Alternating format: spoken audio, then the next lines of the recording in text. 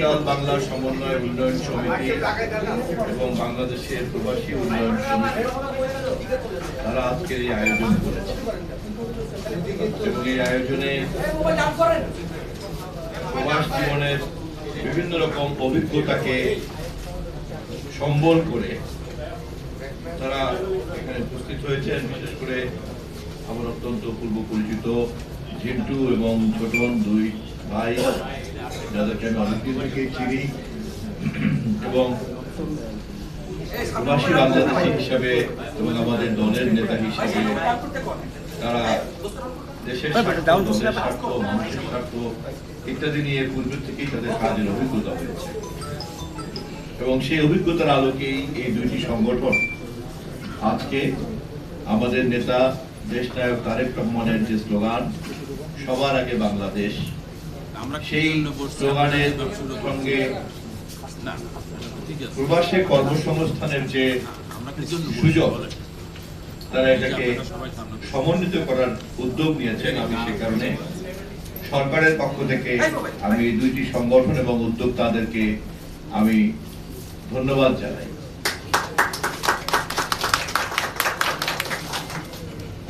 সবার আগে বাংলাদেশ এই চেতনাকে আমাদের বাস্তবায়ন করতে চাইলে যে ক্ষেত্রগুলিকে আমাদের গুরুত্ব দিতে হবে তার মধ্যে কর্মসংস্থান এবং রেমিটেন্স আয় করার পরিধিকে বাড়ানোটা আমাদের জন্য অত্যন্ত জরুরি।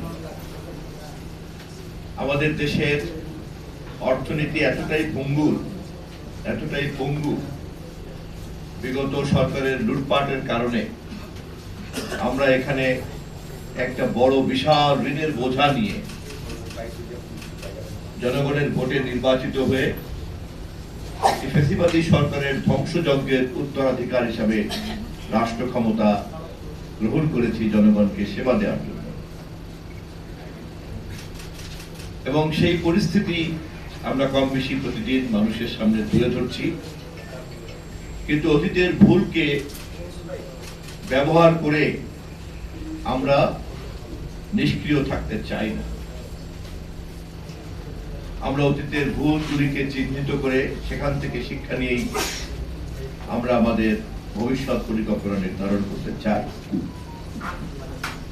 মাননীয় প্রধানমন্ত্রী বলেছেন, আজকের পত্রিকাতেও আপনারা দেখবেন, আমাদের সামনে এখন তিনটি বড় চ্যালেঞ্জ।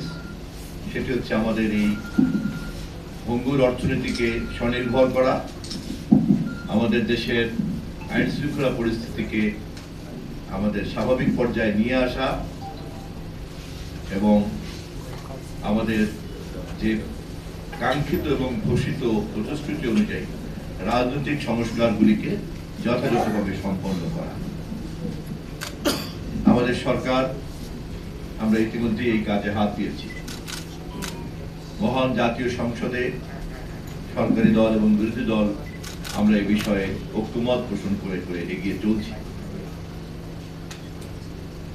আমাদের যদি অর্থনৈতিক এই সমস্যাটাকে গুরুত্ব দিতে হয় তাহলে তার জন্য আমাদেরকে যে সমাধান বের করতে হবে সেই সমাধানের একটি গুরুত্বপূর্ণ ক্ষেত্র হচ্ছে রেমিটেন্সের আয়ের পরিধি বাড়ানো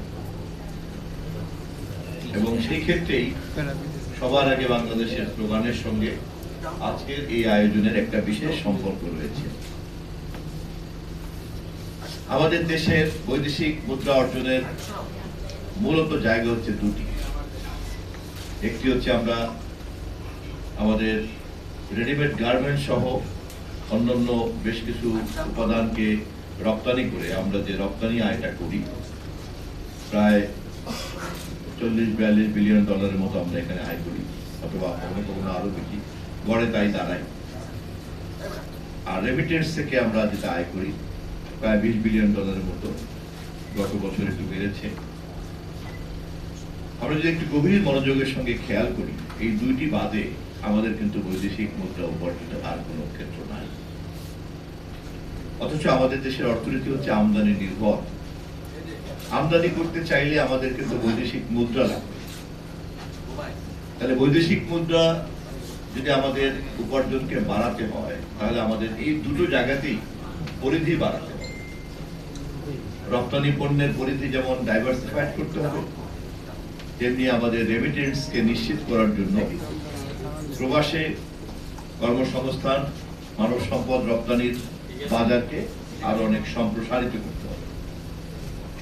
সম্প্রসারিত সেই বাজারে থেকে যাতে তাদের উপার্জনের বৈদেশিক মুদ্রা রেগুলার চ্যানেলে যাতে বাংলাদেশের সরকারের কাছে আসে, বাংলাদেশ ব্যাংকে যাতে জমা হয়, সে ব্যাপারে ব্যবস্থা নিতে হবে। সম্প্রসারিত বাজারগুলিতে যারা কাজ করতে যাবেন তারা যাতে দেশের অ্যাম্বাসেডর হিসেবে কাজ করেন, সে ধরনের আচরণে তাদেরকে প্রশিক্ষিত করতে হবে, যাতে তারা ওই এলাকায় কাজ করতে গিয়ে এই ধরনের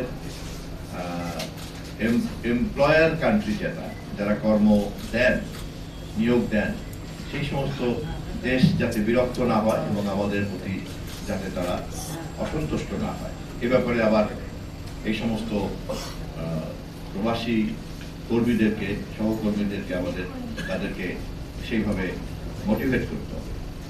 মোটা দাগে এই হচ্ছে কিন্তু কাজ, এবং এই কাজগুলি করার জন্য সরকারকে সবচেয়ে বেশি সহযোগিতা দিতে পারেন আপনাদের এই দল বাংলা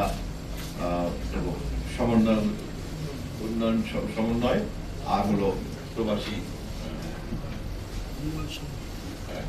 এই সংগঠন সমন্বয় উন্নয়ন সমিতি এবং প্রবাসী উন্নয়ন সমিতি, এই ধরনের প্রতিষ্ঠান আপনারা সরকারকে সহযোগিতা দিতে পারেন।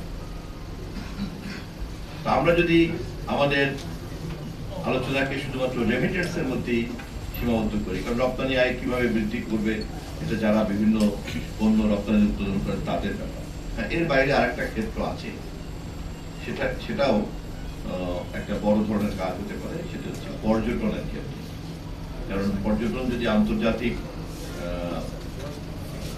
পর্যটকদের দৃষ্টি আকর্ষণ করা যায়, তাহলে তারা এসে এখানে ডলার খরচ করবেন, বৈদেশিক মুদ্রা খরচ করবেন। যদি আজকে কুয়াকাটা বা আমাদের কাকসেল বাজারে এমন পরিবেশ তৈরি হয় যে হলিডে করতে বিদেশ থেকে সবাই আসবেন এবং বৈদেশিক মুদ্রা এখানে খরচ করবেন, যদি সেরকম অবকাঠামো তৈরি করা যায়, তাহলে এটা আরেকটা ক্ষেত্র হতে পারে আমাদের বৈদেশিক মুদ্রা উৎপাদন। এছাড়া কিন্তু চট করে নতুন করে বৈদেশিক মুদ্রা উপার্জনের আমাদের আর কোনো জায়গা নেই।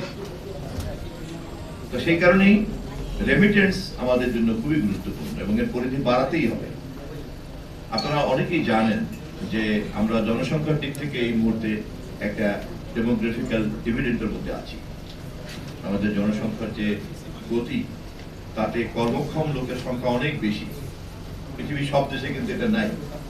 কোনো কোনো দেশে বার্ধক্যের সংখ্যা বেশি, কোনো কোনো দেশে কর্মক্ষম লোক নাই বললেই চলে, হয় শিশু বেশি নাহলে বার্ধক্য বেশি।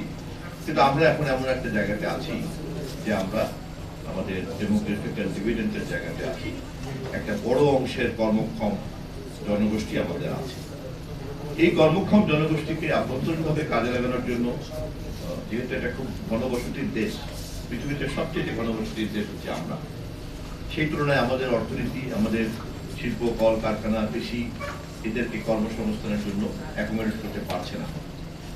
অতএব জনসংখ্যার ভারসাম্যের জন্য এবং আমাদের এই ডিভিডেন্ডকে কাজে লাগানোর জন্য আমাদেরকে রেমিটেন্সের এই পরিধি বাড়াতে হবে। আমাদের সরকার এ বিষয়ে সজাগ, আমাদের নেতা এ বিষয়ে বারবার আমাদের প্রবাসী কল্যাণ মন্ত্রণালয়কে তিনি পরামর্শ দিচ্ছেন এবং তারা এই বিষয়ে এগিয়ে চলছেন, নতুন নতুন বাজার কিভাবে বাড়ানো যায়। আমি আপনাদেরকে অনুরোধ করব যে আপনারা যে চিন্তাগুলি করছেন, পরামর্শগুলি করছেন, এটাকে আরো সুসংগঠিতভাবে করে, গুছিয়ে করে আপনারা সরকার পর্যন্ত পৌঁছাবেন এবং আমি তথ্যমন্ত্রী হিসাবে এই সম্ভাবনাগুলিকে কাজে লাগানো এবং আপনাদের ক্ষেত্রে যা সংশ্লিষ্ট যে মোটিভেশনাল যে কন্টেন্টগুলি সম্প্রচার মাধ্যমে প্রচার করলে আপনাদের এই কাজটা করতে সুবিধা হবে, আমরা সেটাকে জনসচেতনতা তৈরি করার জন্য সবসময় এই প্রচারের ব্যাপারে আগ্রহী থাকবো। এই প্রতিশ্রুতি আমি আপনাদেরকে ঘোষণা করে রাখলাম।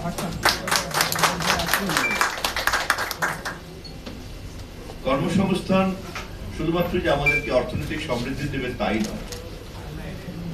কর্মসংস্থান যদি আমরা পরিপূর্ণভাবে করতে পারি, তাহলে আইন শৃঙ্খলা এবং ভবিষ্যতে তাদের কাছ থেকে উন্নত প্রজন্ম পাওয়া এবং বৈদেশিক কর্মসংস্থানের কারণে উন্নত বিশ্বের জ্ঞান গম্যি সেটাও আমরা অর্জন করতে পারি, উন্নত বিশ্বের যে উন্নত চিন্তা আচার আচরণ তাও আমরা পেতে পারি, এবং একটা পর্যায়ে গিয়ে আমাদের অনেকেই দেখা গিয়েছে যে দেশে বিনিয়োগ করার ক্ষমতা অর্জন করতে পারে এবং বিদেশ থেকেও তারা বিনিয়োগকারীদেরকে আকর্ষণ করতে পারে।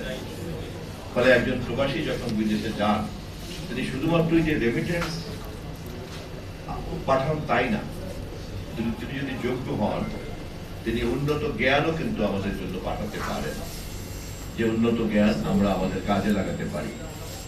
তিনি কিন্তু একই সঙ্গে বিনিয়োগকারী নিয়ে আসতে পারেন, কারণ আমার যেহেতু একটা বিশাল কর্মক্ষম জনগোষ্ঠী আছে, ফলে এই কর্মক্ষম জনগোষ্ঠীকে কাজে লাগিয়ে কি ধরনের পণ্য উৎপাদন করলে আবার তিনি বৈদেশিক বাজারে এটাকে রপ্তানি করতে পারবেন। যেমন আমাদের দেশে অনেকেই গার্মেন্টসে যেমন অনেক বিনিয়োগকারীরা বিদেশ থেকে আসছেন, আমাদের দেশের বিদ্যুৎ এবং জ্বালানি ক্ষেত্রে অনেক বিদেশি বিনিয়োগকারী আসছেন। তো তখন আমাদের এই প্রবাসী ভাইয়েরা বা বোনেরা তারা কিন্তু এই ধরনের বিনিয়োগকারীদেরকে আমাদের দেশে নিয়ে আসতে পারবে। এই সম্ভাবনাগুলি অপার সম্ভাবনা, এবং এই সম্ভাবনাগুলিকে আমাদের খুব জরুরিভাবে কাজে লাগাতে হবে। সে কারণেই আমার ডান পাশে বাম পাশে বসা চিন্তু ছোটনের মতো এই ধরনের দক্ষ যে ব্যক্তিবর্গরা আছেন যারা কম বেশি ইতিমধ্যেই সারা পৃথিবী থেকে এদেরকে একটা ডাটাবেস তৈরি করা যেতে পারে, এবং সরকার তাদের সঙ্গে নিয়মিত মত বিনিময় করতে পারে। তাদের মত বিনিময় এবং পরামর্শের মধ্য দিয়ে একটা বাস্তবসম্মত এবং প্রয়োগযোগ্য একটা রোড ম্যাপ তৈরি করা যেতে পারে। এটা খুব কঠিন কাজ আমার কাছে মনে হয় না। যদি আমরা এই পুরো ব্যাপারটাকে একটা রেগুলার চ্যানেলাইজ করে দিতে পারি তাহলে খুব দ্রুতই কিন্তু আমরা রেমিটেন্সের হার আমাদের বাড়াতে পারি, এবং কেবলমাত্র সুস্থ ব্যবস্থাপনার মধ্য দিয়ে আমরা একটা বিরাট অঙ্কের বৈদেশিক মুদ্রা কিন্তু উপার্জন করতে পারি। আমি আর কথা বাড়াবো না, আমি আপনাদের সকলকে অনুরোধ করব যে এই যে সম্ভাবনাগুলি আছে এই সম্ভাবনাগুলিকে খুব সুনির্দিষ্টভাবে হাজির করা। যেমন আজকে আপনারা হাজির করেছেন যে ইউরোপে, পশ্চিম ইউরোপ এবং বলকান দেশগুলিতে যে সম্ভাবনাগুলির কথা বলেছেন। আমি নিজে কিছুদিন আগে মলদোভাতে গিয়েছিলাম, বলকানের দেশে। ওখানকার কয়েকজন মন্ত্রীর সঙ্গে আমার ঘনিষ্ঠতা তৈরি হয়েছে, এখনো যোগাযোগ আছে। তারাও দেখলাম যে খুব আগ্রহী। দেশে ঢাকাতে কত বড় রাষ্ট্রদূত আমার ব্যক্তিগতভাবে খুবই ঘনিষ্ঠ বন্ধু, তারাও খুব আগ্রহী। অতএব এই আগ্রহকে কাজে লাগিয়ে কিভাবে কর্মসংস্থান আমরা ওখানে সৃষ্টি করতে পারি, তার জন্য চ্যালেঞ্জটা কোথায় কোথায় আছে সেই চ্যালেঞ্জগুলিকে যদি আমরা চিহ্নিত করতে পারি তাহলে চ্যালেঞ্জ মিট আপ করা কিন্তু খুব একটা কঠিন কাজ না। বিশেষ করে মাননীয় প্রধানমন্ত্রী এত পজিটিভ, এত প্রোঅ্যাক্টিভ, এবং উনি এত বেশি পরিশ্রমী, এবং উনি এত বেশি প্যাট্রোনাইজ করতে চান। বাকিটা কিন্তু আপনাদের কাজ। আমি আপনাদেরকে এই প্রতিশ্রুতি দিয়ে আমার বক্তব্য শেষ করতে চাই যে আপনারা এই বিষয়ে সরকারকে পথঘাট দেখানোর জন্য যে কোনো উদ্যোগ নেবেন। আমি সংশ্লিষ্ট মন্ত্রী, প্রবাসী কল্যাণ মন্ত্রী, প্রবাসী কল্যাণ মাননীয় প্রধানমন্ত্রীর উপদেষ্টা, তাদের সঙ্গে আপনাদেরকে যুক্ত করে যত দ্রুত সম্ভব আপনাদের পরিকল্পনাগুলিকে। আমার আজকেই আবার মাননীয় প্রধানমন্ত্রীর সঙ্গে একটা জরুরি বৈঠক আছে, আপনি দেখেছেন, যে কারণে আমি আর বেশি সময় দিতে পারবো না। আপনাদের সকলের অনুমতি নিয়ে আমার বক্তব্য শেষ করেই বিদায় নিতে হবে। তবে আমি প্রতিশ্রুতি দিয়ে যেতে চাই, আমি ব্যক্তিগতভাবে বিশ্বাস করি যে রেমিটেন্সকে বৃদ্ধি করার সমস্ত সম্ভাবনা আমাদের কাজে লাগাতে হবে, এবং এর চেয়ে সহজ বৈদেশিক মুদ্রা অর্জনের আর কিন্তু কোনো জায়গা নাই।